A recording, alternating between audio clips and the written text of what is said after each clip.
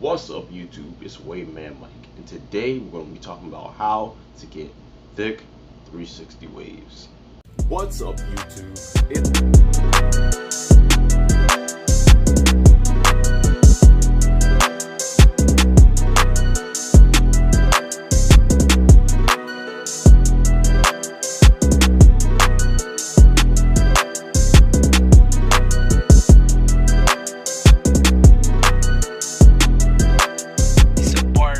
Alright, so everybody always DMs me the question of how to space your waves out, how to make your waves thick.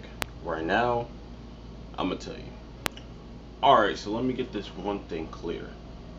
For the most part, the thickness or how spaced out your waves are depends on your genetics. But you can slightly, and I mean slightly, alter this. It's not going to be a dramatic change, but it will change. So right now I'm going to go over how you can make this change happen. First of all, you need a wolf.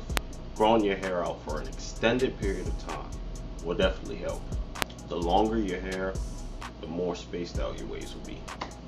Also, your hair needs to be healthy, so you need to keep it moisturized. Drink a lot of water. Moisturize it with actual moisturizers. Yeah. I made a video on wolfing. You can go check that out. I made a video on how to make your hair look silky. You can check that out. And how to make your hair silky is basically a moisture method, or how to make your hair healthy.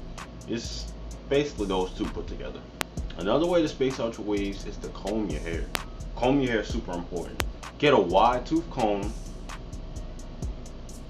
and just comb your hair the normal way you would brush your hair. Speaking of brushing your hair, you want a vertical brush when you brush your hair.